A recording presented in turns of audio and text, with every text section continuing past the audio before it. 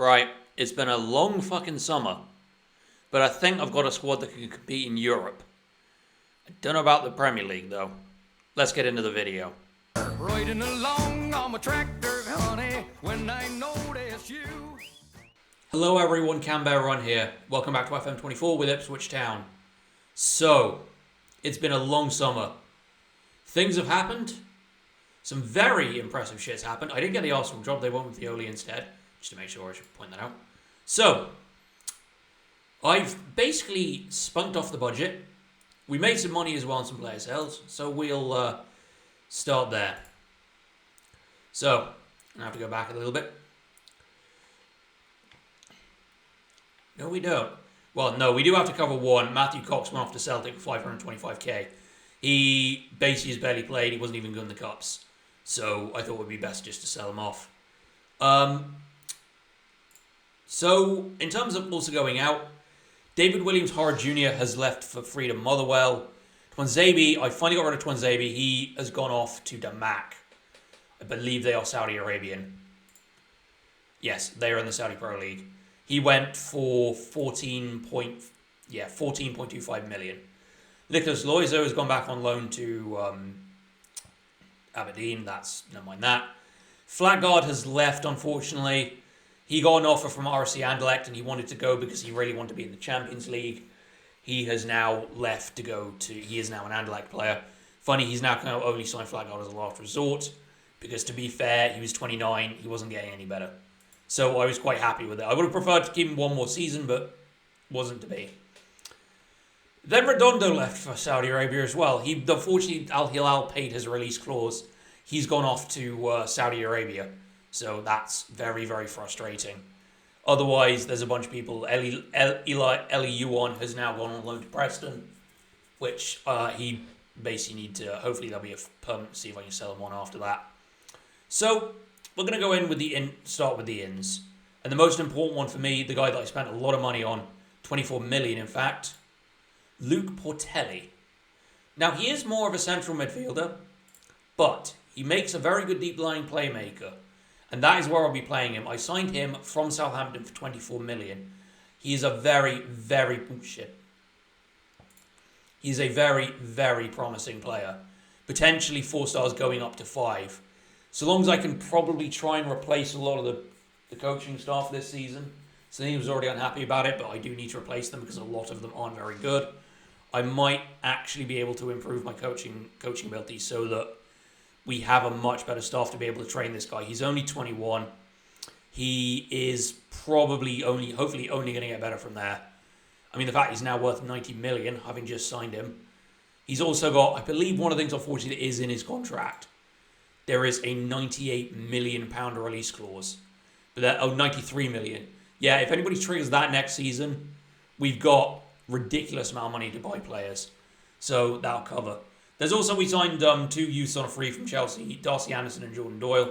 Darcy Anderson especially looks promising, potentially up 3 to 4 stars. Doyle, we've been sold short a little bit. I mean, he was 4 stars when he was first trialled, but that was based on my performance analysis to who might be looking for a new job, because we've been sold a little bit short with that one. More importantly, we had to sign a backup goalkeeper. We have signed James Trafford. 3 stars, 3.5, 26. Let go by Burnley. Loaned out to Everton and Lazio previously. We paid 1.2 million for him. He's a pretty competent backup. Doesn't mind being a backup on like Cox, so I don't mind selling him off. Obviously, we had bringing him in. He'll be pretty good in case anything happens to Lenina, or worse, somebody pays a 65 million release clause. For Mauricio Diaz is the next one. We paid 10 million for him. We'll get to the top later. This is the guy that's effectively going to replace Redondo. Again, he can play deep line playmaker. To be fair, with the amount of central midfielders I have signed, I'm tempted to try and change tactic. So he is 26. He's pretty much probably never going to get past 3 stars. He's played most time for Wolves, though he has been on loan. We've basically brought him in to switch out for Portelli if necessary. Seems like he'll do a job. Now we get into the fun one. Gabriel Vidovic, on loan from Atletico Madrid. We are paying, I believe, how much of his salary are we paying? I don't think it's all of it. Doesn't say. We basically play monthly on the monthly fee. I think we're paying. I don't think. No, we are. We're paying 90% of it, and then basically part of that is that we have a future fee of a mandatory future fee of 25 million, and his wages jumping to 125 grand a week. No joke. That was what it took to get him to sign, with a ridiculous amount of bonuses as well. But he looks like the kind of player we need for a performance in Europe. Whether he'll be good, I don't know. Seems like he spent a lot of time at Atletico Madrid and hasn't been great.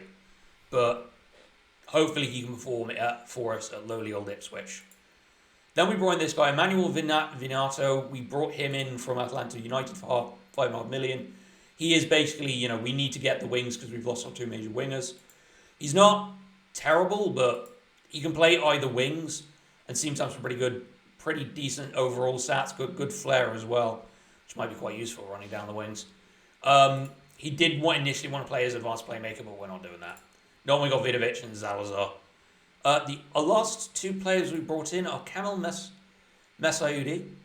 He's basically going to be the other left winger. I mean, with stats like that and the potential there, he's going to be incredible.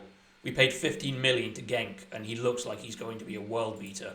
But he will only be used sparingly from now, because I believe he's only 22. He's only 20 years old.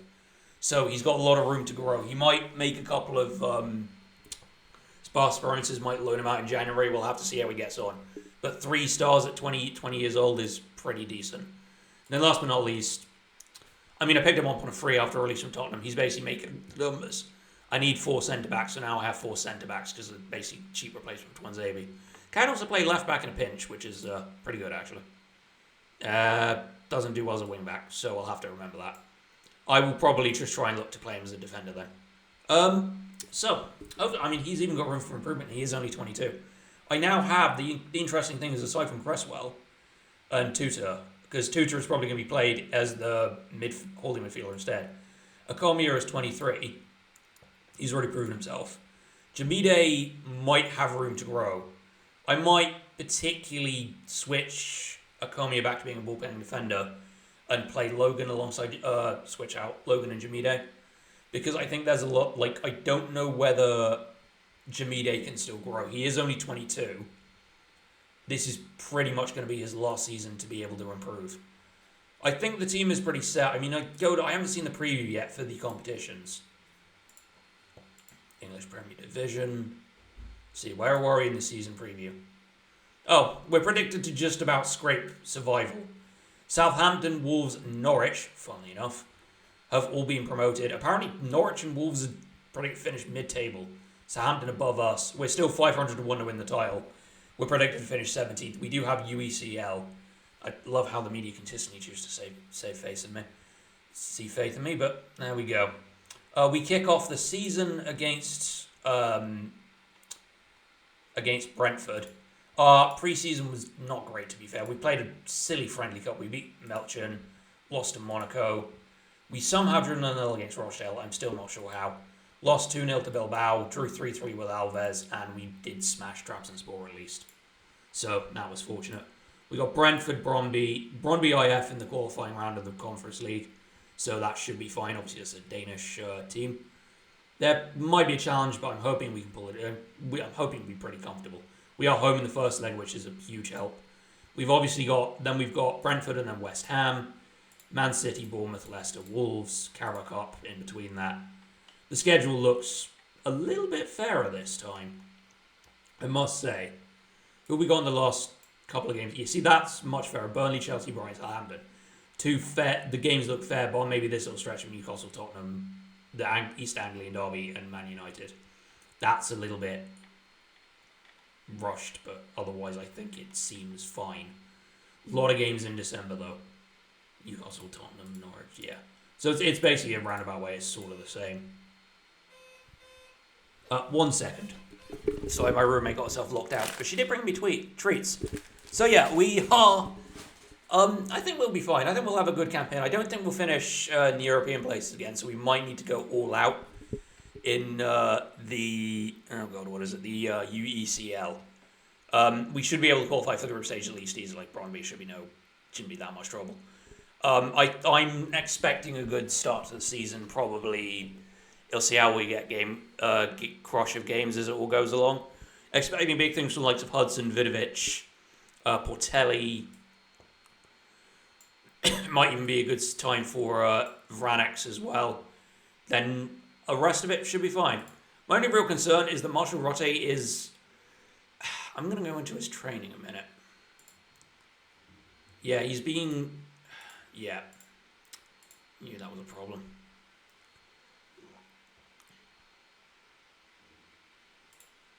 There we go. So that was a thought. We're going to quickly go do the... just to make up the time, we're going to go do the pre-match press conference. So you can all sit through this with me. Yeah. Yes, I'm always keen to attack.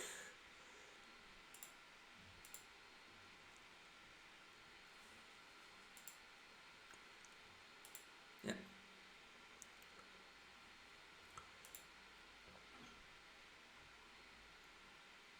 Yeah, we've signed quite a few younger players, actually. That is true, because there have been some very, very good young players come through, and I've picked up a few of them, so I'm hoping I can build something there. If I'm not going to get the Arsenal job, and if I'm probably not going to be able to move on past this, I might as well build something special at Ipswich. So, yeah.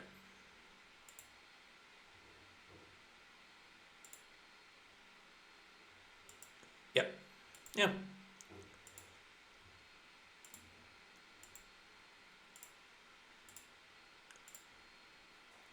Alright, that was fun. Yeah, maybe. If I need an emergency option. Here's 33. But, yeah. I think we've got a good potential season coming up. I'm expecting big things. You will join me on the Wednesday for the opening game of the season against Brentford and the game against Brøndby IF. So, if you've enjoyed this, feel free to leave a like. If you want to see more, you can always subscribe. I've been Canberra Run, and thank you for watching.